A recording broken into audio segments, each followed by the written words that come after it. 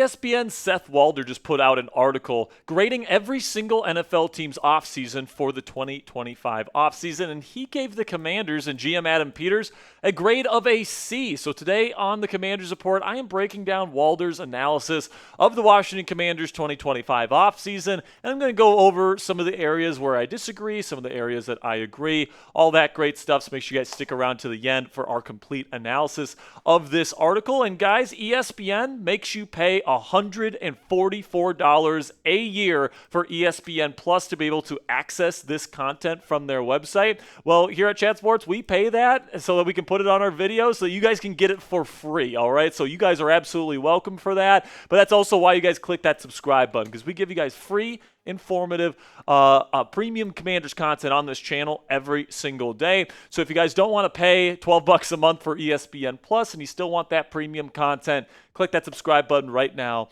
to join the largest individually run Commanders YouTube channel anywhere on YouTube. So the biggest move, according to Seth Walder here, was trading for offensive tackle Laremy Tunsil. Now, Tunsil is literally the biggest move that the Washington Commanders made this offseason because he's absolutely massive, but this is what Walder had to say about the impact he expects Laremy Tunsil to make to this offense. Their biggest move was a bold trade of a 3rd and 7th round picks and future 2nd round pick and a swap of 4th round picks for Laremy Tunsil. The irony of the trade was that Houston badly needs offensive line help and the Commanders didn't have to upgrade. Brandon Coleman posted above average pass block and run block win rates as a rookie last season, but Tunsil is a high-end pass blocker despite leading all players in penalties last season. At 30 years old, Tunsil could have plenty left. His current contract is a good value as it requires the Commanders to pay him $21.35 million in each of the next 2 seasons. After also adding tackle Josh Conerly Jr. in the first round of the draft, the Commanders have options. Coleman, Conerly, or Andrew Wylie, last season's right tackle, could all feasibly start. Guard could be an option for whomever doesn't start at tackle. Washington ranked 9th in pass block win rate last season and should expect it to be higher in 2025. And when it comes to Seth's analysis of the Commanders' pass blocking, I completely agree with him on this one. Laremy Tunsil is one of the best, if not the best, pass blocking left tackle in all of football. And I'm excited to see what this unit is going to look like. Now, Sam Cosmi is going to be missing a chunk of the start of the season, so it's going to be interesting to see if Andrew Wylie or Nick Allegretti or Nate Herbig wins that job coming out of camp. It's looking like Brandon Coleman is going to be starting the season at left guard, and Josh Conerly Jr. is going to have every chance to win the Week 1 starting job at right tackle. But I do really like where this offensive line is heading into this year. Tyler Biadasz had a really good season last year, and even though this is a new group that's going to have to gel together, they haven't really played together all that much, especially at their given positions. I do think that this group, by the end of the season, is going to gel well, and I think that this is probably the most talented offensive line the Commanders have had in multiple seasons. Then Walder's quote-unquote move I liked was releasing defensive tackle Jonathan Allen this offseason. Jonathan wanted a new contract with the Commanders, but they didn't want to pay an aging player like him a new deal, so they decided to pretty much mutually part ways, and he ended up going to the Minnesota Vikings. But then Walder's quote-unquote move that he didn't like was then going into free agency and pretty much using that money that you saved from the Jonathan Allen releasing to go out and get Javon Kinlaw in free agency for $15 million per season. This is the issue that Walder had with those respective moves. Signing Kinlaw to a 3-year deal averaging $15 million per year with $30 million fully guaranteed was a head-scratcher. Kinlaw has largely disappointed since being drafted in the first round in 2020, even with Kinlaw having a career season in 2024. This is a clear overpay. I was good with the Commanders cutting Allen, but paying Kinlaw this much to replace him doesn't make sense. Now, the Commanders feel like Kinlaw is going to give them a little bit more versatility with his athleticism. They're going to be playing him as kind of like an elephant edge in certain situations. And, you know, I do think that I share some of the concerns with Walder on this one, but obviously the Commanders feel like Javon Kinlaw is going to come in here and play well. They paid him quite a bit of money, and they weren't the only team team that was interested in him. It was well reported that the Pittsburgh Steelers were also willing to pay him quite a bit this offseason as well. Obviously, the Commanders ended up outbidding the Steelers for Kinlaw's services, but I do understand where Walder is coming from there. He's been an abysmal run defender since he's entered the National Football League. He's been better as of late, but last season was his best year in the National Football League with 4.5 sacks, which isn't bad, and he has gotten better every single year he's been in the league. He got a nice little step there in 2023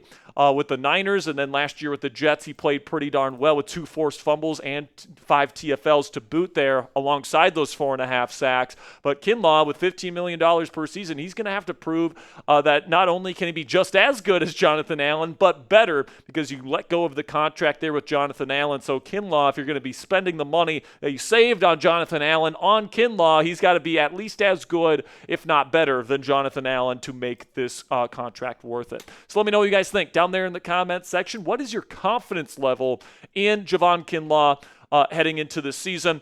So put it on a scale of 1 to 10. Let me know what you guys think down there in the comments section for today's pinned question.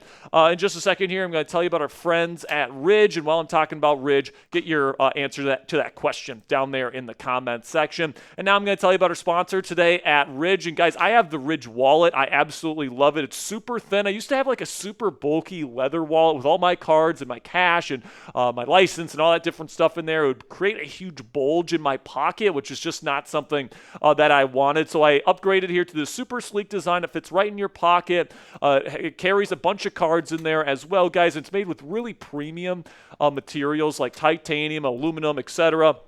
And it's more than just wallets, guys. They got key holders, they got rings, they've got a lot of different stuff that you guys can get. And they also have branded sports stuff on there as well. So if you like the Boston Red Sox or the Kansas City Chiefs, they've got stuff like that on there. They also got Washington Commanders branded stuff on their website as well. So for a limited time only, our listeners get 10% off at Ridge by using code CHAT at checkout. Just head on over to ridge.com and use code CHAT. And you're all set. But like I said, guys, this company just goes out the wazoo with the quality. You get 10% off with our discount code. So if you guys want to try out something that you don't really love, your leather wallet that's super bulky, and you want to upgrade to something with premium materials that's super easy to use and upgrades your wallet experience for a limited time only. Again, guys, our listeners get 10% off at Ridge by using code CHAT at checkout. Just head on over to ridge.com/chat and use code CHAT, and you're all set. After you purchase, they will ask you where you heard about them. Please support our show and tell them that we sent you. A big shout out to Ridge for sponsoring today's edition of the Commanders Report. So Seth Walder from ESPN also didn't like the Deebo Samuel trade, so he kind of ripped the Javon Kinlaw move. And then, even though he liked the Laremy Tunsil trade, said that this move for Deebo Samuel didn't make sense to him either. Walder said this about adding the former 49er wide receiver. The trade for Deebo Samuel was a move that I was less a fan of more than I thought about it. The Commanders dealt a 5th-round pick and will pay $17.5 million for Samuel, who is 29 and coming off a rough 2024 in which he recorded 670 receiving yards.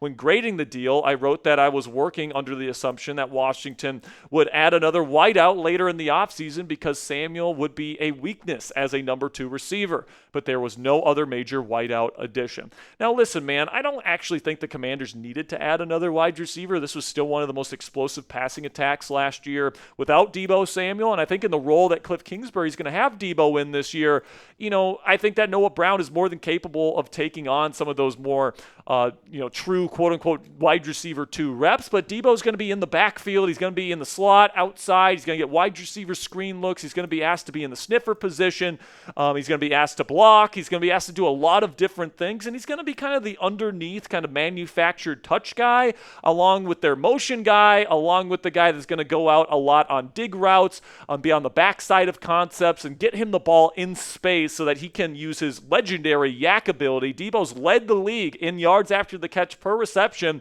the last 5 years. So even though he talks about Deebo having a bad 2024 season, he led the league in the thing that he is known for, which is yards after the catch. So he can still get the job done, guys.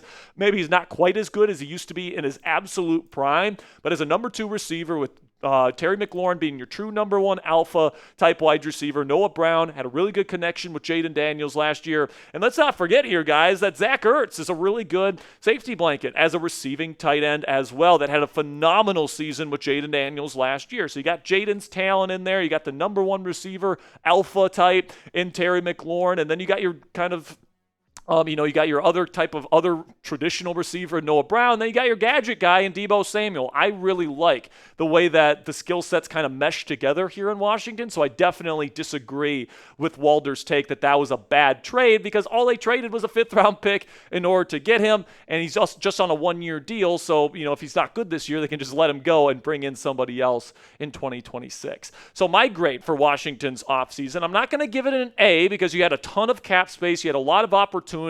And you're going into the season now with maybe a worse edge rusher room than you had last year. You let go of Dante Fowler Jr. You haven't been able to bag one of the top, free agents or trade market type of players at that position. Trey Hendrickson still hasn't been got. Myles Garrett ended up getting a new deal with Cleveland. He didn't get any edge rushers in the draft this year, so that's a big miss from Adam Peters for me. If he makes a trade for Trey Hendrickson, I'll change my tune on that. But also, maybe they could have done a little bit more with the cap space that they had. They had a ton heading into free agency, and like some of the moves, I wasn't a huge fan of the Will Harris move, etc. But I think that it was a pretty darn good offseason. And when you have a guy like Jaden Daniels, a head coach like Dan Quinn, and then I really liked some of these moves, like the Deebo Samuel move, the Laremy Tunsil move. I really liked the draft this year with Josh Conerly Jr. and Trey Amos being injected into the starting lineups here in Washington.